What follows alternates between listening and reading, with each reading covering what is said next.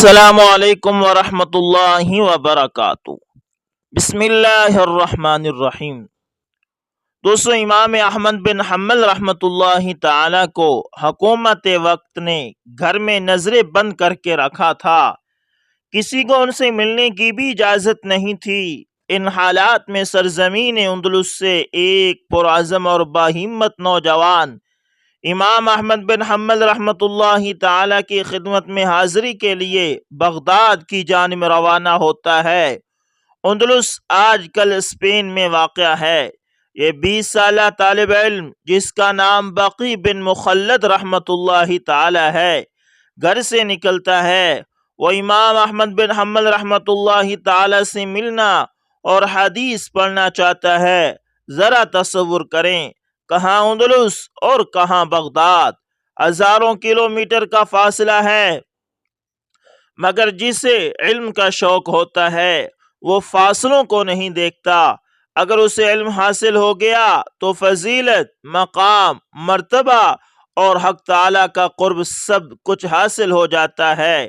صحیح حدیث میں آتا ہے کہ رسول اقدس صلی اللہ علیہ وسلم نے ارشاد فرمایا، جو شخص علم حاصل کرنے کے لیے کسی راہ پر چلا، خدا تعالیٰ اس کے لیے جنت کی راہ آسان فرما دیتا ہے۔ تو بقی بن مخلد رحمۃ اللہ تعالی بغداد کے قریب پہنچے تو معلوم ہوا کہ امام احمد بن حنبل رحمۃ اللہ تعالی پر درس و تدریس کی پابندیاں ہیں۔ یہ کب ختم ہوگی خدا ہی جانتا ہے۔ امام احمد بن حنبل رحمۃ اللہ تعالی اپنے گھر میں نظریں بند ہیں۔ بقی بن مخلد رحمۃ اللہ تعالی سخت مایوس ہوئے، مگر یہ پابندیاں، یہ نظر بندیاں دین کے طالب علم کو حصول علم سے روک نہیں سکتی۔ انہوں نے تہیہ کر لیا کہ علم تو بہرحال میں حاصل کر کے ہی رہوں گا۔ ایک سرائے میں گئے اور اپنا سامان وہاں رکھا۔ اس زمانے میں دین کے طالب علم کا خاص لباس ہوتا تھا، دور سے پہچان لیے جاتے تھے کہ یہ طالب علم ہیں۔ یہی وجہ تھی کہ لوگ ان کی عزت اور قدر کرتے تھے، امکانی حد تک ان کی مدد بھی کرتے تھے۔ بقی بن مخلد رحمۃ اللہ تعالی سرائے میں پہنچے تو سرائے کے مالک نے انہیں مفت رہائش مہیا کر دی۔ اس زمانے کے بغداد میں بے شمار علمی حلقے تھے، طلبہ دور دور سے آتے اور ان علمی سرچشموں سے اپنی پیاس بجھاتے۔ بقی بن مخلد رحمۃ اللہ تعالی جامع مسجد دارالسلام میں گئے۔ وہاں مشہور محدث امام یحییٰ بن معین رحمۃ اللہ تعالی کا حلقہ علم حدیث وہاں تھا۔ درس میں شریک ہوئے، سوال و جواب شروع کیے۔ یہ تو بڑی دور سے آئے تھے۔ حدیث کے راویوں پر جرح اور تعدیل ہو رہی تھی، کون ثقہ ہے، کون ضعیف ہے، کون منکر ہے۔ بقی بن مخلد رحمۃ اللہ تعالی نے ایک کے بعد دوسرا، پھر تیسرا اور چوتھا سوال پوچھا تو دیگر طلبہ نے شور مچا دیا کہ انہیں بھی سوال کرنے کا حق ہے۔ اس نوجوان نے کئی سوال کر لیے ہیں، اب اسے چاہیے کہ دوسروں کو بھی موقع دے۔ انہیں کیا معلوم تھا کہ سنت کا یہ جان نثار کہاں سے آیا ہے۔ بقی بن مخلد رحمۃ اللہ تعالی نے کہا، بس صرف ایک سوال، وہ بھی آخری سوال۔ امام یحییٰ بن معین رحمۃ اللہ تعالی نے سر اٹھایا۔ یہ اس بات کا اشارہ تھا کہ سوال پوچھو۔ بقی بن مخلد رحمۃ اللہ تعالی نے عرض کیا، آپ یہ بتا دیں کہ امام احمد بن حنبل رحمۃ اللہ تعالی کے بارے میں آپ کیا فرماتے ہیں، ثقہ، ضعیف یا منکر؟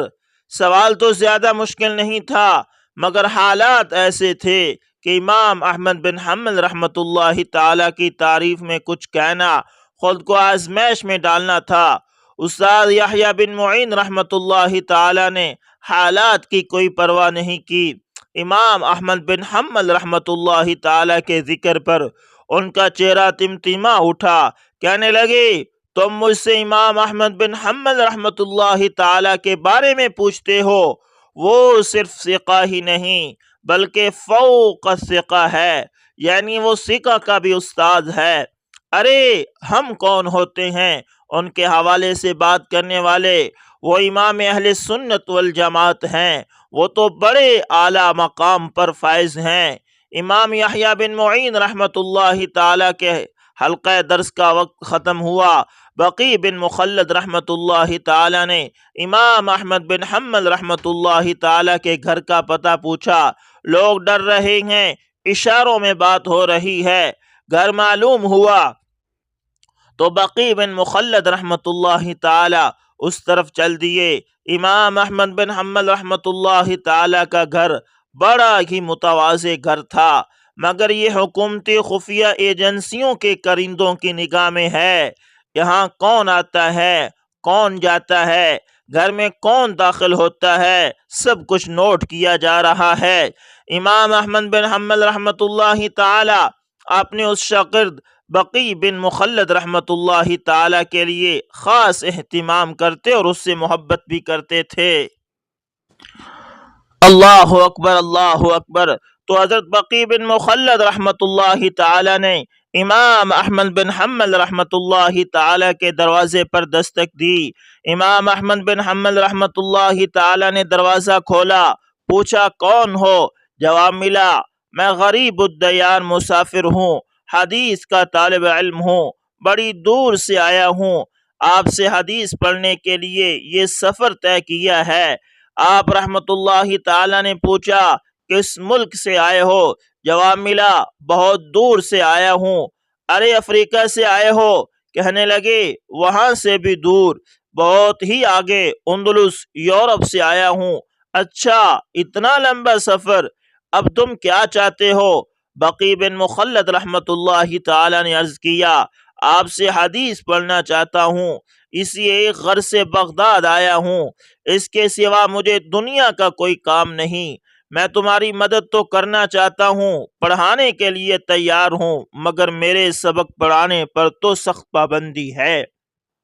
یہ جواب امام احمد بن حنبل رحمت اللہ تعالی نے دیا۔ بقی بن مخلد رحمت اللہ تعالی نے کچھ دیر سوچا، غور کیا، کہنے لگے حضرت میں اس شہر میں نووارد ہوں، مجھے نہ کوئی جانتا ہے نہ پہچانتا ہے، اگر آپ اجازت دیں تو میں ہر روز آپ کے پاس فقیرانہ لباس میں آیا کروں گا، دروازہ کھٹکھٹاؤں گا اور صدقہ طلب کروں گا، آپ بہر تشریف لائیں گے اور مجھے ایک دو احادیث سنا دیا کریں گے۔ امام احمد بن حنبل رحمت اللہ تعالی نے فرمایا، تمہاری تجویز تو معقول ہے، مگر میری ایک شرط تمہیں قبول کرنا ہوگی۔ بقی بن مخلد رحمت اللہ تعالی نے عرض کیا، فرمائیے وہ کیا ہے؟ کہنے لگے اگر تم میرے پاس آ کر پڑھنا چاہتے ہو تو پھر شہر کے کسی علمی حلقے اور بطور خاص حدیث پڑھنے پڑھانے والوں کے حلقات میں تم شرکت نہیں کرو گے۔ بقی بن مخلد رحمت اللہ تعالی نے بطیب خاطر اس پر موافقت ظاہر کر دی۔ بقی بن مخلد رحمت اللہ تعالی سرائے میں واپس آئے، اپنا لباس تبدیل کیا، مانگنے والوں جیسے کپڑے پہنے، اپنی جیب میں قلم دوات ڈالی اور اگلے روز امام احمد بن حنبل رحمت اللہ تعالی کے دروازے پر کھڑے ہو کر آواز لگا رہے ہیں، خدا تمہیں اجر دے گا۔ اس زمانے کے بغداد میں بھیک مانگنے کا یہی طریقہ تھا۔ امام احمد بن حنبل رحمت اللہ تعالی بہر تشریف لائے، بقی بن مخلد رحمت اللہ تعالی اندر داخل ہو گئے، دروازے کو بند کر لیا گیا۔ بقی بن مخلد رحمت اللہ تعالی کہتے ہیں، امام احمد بن حنبل رحمت اللہ تعالی نے مجھے 2 یا 3 احادیث لکھوا دیں۔ بقی بن مخلد رحمت اللہ تعالی کی خوش قسمتی ملاحظہ کیجئے، حدیث سیکھنے کی طلب کا نتیجہ یہ نکلا کہ آپ نے وقت کی سب سے بڑی علمی شخصیت سے براہ راست احادیث حاصل کر رہے ہیں۔ بقی بن مخلد رحمت اللہ تعالی ہر روز امام احمد بن حنبل رحمت اللہ تعالی کے گھر پر حاضری دیتے ہیں، ان سے 1 یا 2 یا زیادہ احادیث کا سبق لیتے ہیں اور انہیں لکھنے کے بعد سرائے واپس چلے جاتے ہیں۔ اس طرح کرتے کرتے انہوں نے قریباً 300 احادیث لکھ لیں۔ واسق خلیفہ کا دور جلد ہی ختم ہو گیا۔ واسق کی وفات کے بعد متوکل کا دور حکومت شروع ہوتا ہے۔ متوکل اہل سنت والجماعت اور امام احمد بن حنبل رحمۃ اللہ تعالی سے محبت رکھتا تھا، اس نے حکومت سنبھالتے ہی امام احمد بن حنبل رحمۃ اللہ تعالی پر عائد ہر قسم کی پابندیاں ہٹا دی، انہیں درس و تدریس کی اجازت دے دی گئی۔ امام احمد بن حنبل رحمۃ اللہ تعالی کے شاگردوں میں بقی بن مخلد رحمۃ اللہ تعالی کا بھی اضافہ ہوا۔ جب بقی رحمۃ اللہ تعالی پڑھنے کے لیے آتے تو امام صاحب رحمۃ اللہ تعالی طلبہ کو حکم دیتے کہ مجلس میں وسعت پیدا کرو۔ بقی بن مخلد رحمۃ اللہ تعالی کے لیے امام صاحب رحمۃ اللہ تعالی کے پاس جگہ بنا دی جاتی، وہ امام صاحب رحمۃ اللہ تعالی کے بالکل ساتھ بیٹھ کر علم حاصل کرتے۔ امام احمد بن حنبل رحمۃ اللہ تعالی اپنے شاگردوں کو بتاتے کہ اس نوجوان پر حقیقی طالب علم کا لقب صادق آتا ہے۔ بقی بن مخلد رحمۃ اللہ تعالی صرف حدیث سیکھنے کے لیے ہزاروں کلومیٹر کا فاصلہ طے کر کے بغداد آئے تھے۔ تصور کیا جا سکتا ہے کہ انہوں نے یہ سفر کتنے عرصے میں اور کتنی صعوبتوں میں برداشت کیا تھا۔ اللہ اکبر، اللہ اکبر۔ دوستو، امام احمد بن حنبل رحمۃ اللہ تعالی اپنے اس شاگرد بقی بن مخلد رحمۃ اللہ تعالی کے لیے خاص اہتمام کرتے اور اس سے محبت کرتے تھے۔ ایک مرتبہ بقی بن مخلد رحمۃ اللہ تعالی بیمار ہو گئے، شدید بیمار ہوئے۔ سرائے کے مالک کو ان کے بارے میں معلوم نہ تھا کہ یہ شخص کون ہے۔ اس نے تو خدا ترسی کر کے بقی بن مخلد رحمۃ اللہ تعالی کو سرائے میں مفت جگہ دی ہوئی تھی۔ اب اسے یہ خوف لاحق ہوا کہ اگر بقی بن مخلد سرائے میں وفات پا جاتا ہے تو لوگ سرائے کو منحوس سمجھیں گے اور کہیں گے، ارے یہ تو وہی سرائے ہے جہاں فلاں آدمی وفات پا گیا تھا۔ سرائے کے مالک نے اپنے خاص دوست سے اس خدشے کا اظہار کرتے ہوئے کہا، میں تو اس وقت کو کوس رہا ہوں جب میں نے اس نوجوان کو سرائے میں رہنے کی جگہ دی تھی۔ اس کے دوست نے کہا، میرے بھائی، تم اس نوجوان کو نہیں جانتے، اسے میں جانتا ہوں، یہ تو امام احمد بن حنبل رحمۃ اللہ تعالی کے چاہنے والوں میں سے ہے۔ سرائے کا مالک خود بھی امام صاحب رحمۃ اللہ تعالی سے محبت و عقیدت کا رشتہ رکھنے والوں میں سے تھا۔ بقی بن مخلد رحمۃ اللہ تعالی بیمار ہوئے تو امام احمد بن حنبل رحمۃ اللہ تعالی کو کسی نے بتایا کہ بقی بن مخلد بیمار ہے۔ پھر ایک روز بازار بند ہو گیا، شور مچ گیا کہ امام احمد بن حنبل رحمۃ اللہ تعالی سرائے میں اپنے شاگرد کی تیمارداری کے لیے آ رہے ہیں۔ امام صاحب رحمۃ اللہ تعالی لوگوں کے دلوں پر حکمرانی کرتے تھے۔ جس جگہ جاتے شاگرد اپنے قلم و دوات ساتھ لیے پیچھے پیچھے ہوتے۔ امام صاحب رحمۃ اللہ تعالی جو مسئلہ بیان کرتے شاگرد اسے قلم بند کرتے چلے جاتے۔ امام صاحب رحمۃ اللہ تعالی سرائے میں داخل ہوئے تو ان کے ساتھ لوگوں کا ہجوم تھا۔ وہ اپنے شاگرد خاص بقی بن مخلد رحمۃ اللہ تعالی کے کمرے میں گئے۔ استاذ نے اپنے شاگرد کی پیشانی پر ہاتھ رکھا، اسے جلد شفا یابی کی دعا دی اور صبر کی تلقین کی۔ تھوڑی دیر رکے، پھر اپنے گھر لوٹ گئے۔ ادھر بقی بن مخلد رحمۃ اللہ تعالی کی قسمت جاگ اٹھی۔ وہ چند دنوں کی بیماری کے بعد صحت یاب ہو کر واپس اپنے وطن اندلس چلے جاتے ہیں۔ وہاں علم حدیث کے فروغ کا فریضہ سر انجام دینے لگتے ہیں۔ انسان کی کوئی نیکی ضائع نہیں ہوتی۔ سرائے کے مالک نے یہ دیکھے بغیر کہ بقی کو مفت رہائش دینے سے اسے کیا فائدہ ہوگا، حدیث کے ایک طالب علم کے ساتھ محض خدا کی رضا کے لیے نیکی کی تھی، اسے اس نیکی کا صلہ آخرت میں تو ملے گا ہی، مگر دنیا میں بھی رب تعالیٰ نے اسے بہترین بدلہ اس طرح عطا فرمایا کہ اس کی سرائے پورے بغداد میں مشہور ہو گئی۔ لوگ وہاں سے گزرتے تو کہتے، یہ وہ سرائے ہے جہاں امام احمد بن حنبل رحمۃ اللہ تعالی تشریف لائے تھے۔ سرائے کے مالک کی چاندی ہو گئی۔ مسافر اس سرائے میں ٹھہرنا اپنے لیے باعث شرف و سعادت سمجھتے تھے۔ بات ہو رہی تھی دین سیکھنے والوں کی جد و جہد کی کہ انہوں نے یہ علم کیسے حاصل کیا، اس کے لیے کتنی محنتیں کی اور کیا کیا مشکلات برداشت کی۔ آج دنیاوی تعلیم میں کامیاب ہونے والے کسی بھی شخص سے پوچھئے، ہر ایک آپ کو اپنی کامیابی کی کہانی سنائے گا۔ آج بڑے بڑے doctor, engineer, economist, barrister, businessman, civil service میں اعلیٰ مناصب پر فیض لوگوں سے پوچھنے کہ انہیں یہ مرتبہ اور مقام کیسے حاصل ہوا، وہ آپ کو بتائیں گے کہ انہوں نے کتنی محنت کی۔ بلا شبہ کامیابی ہوتی ہے خدا کے فضل و کرم ہی سے ہے، مگر اس کے ساتھ ساتھ حصول تعلیم کے لیے شدید محنت اور جد و جہد کا بڑا عمل دخل ہے۔ قرآن پاک نے اہل علم کی فضیلت کے فلسفے کو ایک آیت کے چھوٹے سے ٹکڑے میں سمو دیا ہے۔ فرمایا، جس کا ترجمہ یہ ہے، خدا تعالی تم میں سے اہل ایمان اور اصحاب علم کے درجات کو بلند فرماتا ہے۔ اللہ اکبر، اللہ اکبر، اللہ اکبر۔ اب آئیے علم حاصل کرنے کے لیے صحابہ کرام رضوان اللہ علیہم اجمعین کے دور میں چلتے ہیں۔ علم حاصل کرنے کے لیے سیدنا ابن عباس رضی اللہ تعالی عنہما کے نزدیک صبح اور شام یا دوپہر کچھ اہمیت نہیں رکھتے تھے، وہ علم کے پیاسے تھے۔ کتنی بار ایسا ہوا کہ وہ دوپہر کے وقت کسی صحابی رضی اللہ تعالی عنہ سے کسی حدیث یا واقعے کے بارے میں پوچھنے کے لیے ان کے گھر جا پہنچتے۔ اگر وہ قیلولہ کر رہے ہوتے تو یہ ان کے گھر کے باہر ہی بیٹھ جاتے اور انتظار کرتے کہ کب صاحب خانہ نیند سے بیدار ہوں اور ان کی بات سنیں، ان کے سوالات کے جواب ان سے پوچھیں۔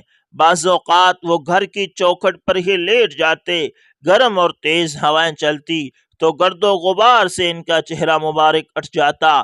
صحابی رسول صلی اللہ علیہ وسلم قیلولہ سے فارغ ہو کر گھر سے باہر نکلتے، گھر سے باہر ابن عباس رضی اللہ تعالی عنہما کو دیکھتے تو کہتے، رسول اقدس صلی اللہ علیہ وسلم کے چاچا زاد بھائی، آپ کو خوش آمدید، آپ نے آنے کی کیوں زحمت کی؟ مجھے پیغام بھجوا دیا ہوتا، میں خود حاضر خدمت ہو جاتا۔ سیدنا ابن عباس رضی اللہ تعالی عنہما جواب میں کہتے، کیونکہ ضرورت مجھے ہے، اس لیے میں ہی آپ کے پاس آنے کا زیادہ حقدار تھا۔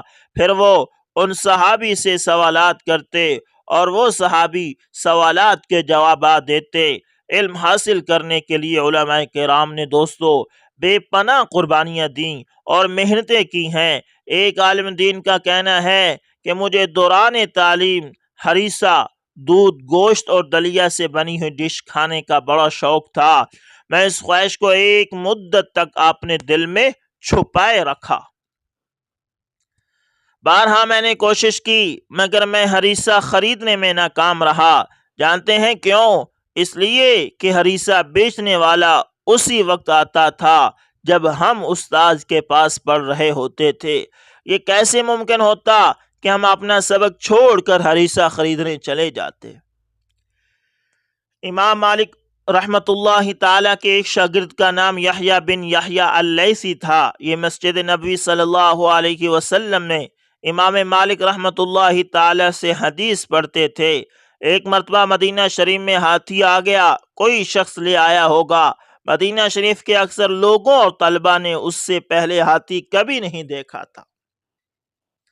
طلبہ نے امام مالک رحمت اللہ تعالی سے اجازت لی اور ہاتھی دیکھنے چلے گئے، مگر یحییٰ اللیثی رحمت اللہ تعالی نہ گئے۔ امام مالک رحمت اللہ تعالی نے پوچھا، یحییٰ کیا تم نے پہلے کبھی ہاتھی دیکھ رکھا ہے؟ یحییٰ نے جواب دیا کہ نہیں۔ تو امام مالک رحمت اللہ تعالی نے فرمایا، تمہارے دوسرے ساتھی تو ہاتھی دیکھنے چلے گئے ہیں، تم کیوں نہیں گئے؟ یحییٰ اللیثی رحمت اللہ تعالی نے بڑا خوبصورت جواب دیا کہ میں نے اپنے وطن کو اس لیے چھوڑا کہ میں امام مالک رحمت اللہ تعالی کو دیکھوں، ان سے علم حاصل کروں۔ میں ہاتھی دیکھنے کے لیے تو مدینہ شریف نہیں آیا۔ امام احمد بن حنبل رحمت اللہ تعالی سے دوستو کسی نے پوچھا تھا کہ یہ جو آپ علم حاصل کرنے کے لیے اتنے لمبے لمبے سفر کرتے ہیں، مسلسل پڑھتے اور لکھتے رہتے ہیں، غریب الوطنی اختیار کرتے ہیں، آخر کب تک یہ سلسلہ جاری رہے گا؟ اب تو امام احمد بن حنبل رحمت اللہ تعالی امام اہل سنت والجماعت ہیں۔ پورے عرب میں آپ کے علم و تقوی کا ڈنکا بجتا ہے۔ امام احمد بن حنبل رحمۃ اللہ تعالی نے جواب میں فرمایا تھا، میرے یہ قلم و دعوات قبر تک میرے ساتھ جائیں گے۔ وہ لوگ جو اپنے آپ کو علامہ سمجھنا شروع کر دیتے ہیں اور سمجھتے ہیں کہ انہیں اب مطالعے کی ضرورت نہیں، بہت بڑی غلطی پر ہیں۔ علم سیکھنے میں بھی لذت ہے۔ استاذ کے حلقے میں بیٹھنا، ان سے سیکھنا بہت بڑی نعمت ہے۔ علماء کرام کی سوانح عمریوں سے پتہ چلتا ہے کہ بڑا مقام اور مرتبہ حاصل کرنے کے لیے انہوں نے بے شمار سفر کیے، وہ راتوں کو جاگ جا کر پڑھتے رہے۔ ریاض الصالحین کے مؤلف ابو زکریا امام نووی رحمۃ اللہ تعالی ہر روز 12 دروس میں شرکت کرتے تھے۔ ایک مرتبہ امام ابن حجر عسقلانی رحمۃ اللہ تعالی نے ظہر اور عصر کے درمیان 1500 احادیث پڑھی۔ المغنی فقہ حنبلی کی کافی بڑی اور معتبر کتاب ہے۔ ابن محمد رحمۃ اللہ تعالی نے اسے 30 مرتبہ پڑھا۔ نعیم المجمر سیدنا ابو ہریرہ رضی اللہ تعالی عنہ کے پاس 20 سال تک پڑھتے رہے۔ اللہ اکبر، اللہ اکبر۔ دوستو، یہ تو تھے چند واقعات جو محدثین کے آپ کے ساتھ شیئر کیے ہیں۔ اللہ تعالیٰ سے دعا ہے کہ اللہ تعالیٰ ان محدثین کے نقش قدم پر چلنے کی ہمیں بھی توفیق دے اور علم کو سیکھنا اور اس پر عمل کی بھی توفیق دے۔ تو دوستو، ملتے ہیں کسی نیکسٹ اچھی سی ویڈیو کے اندر، تب تک کے لیے اللہ حافظ، جزاکم اللہ۔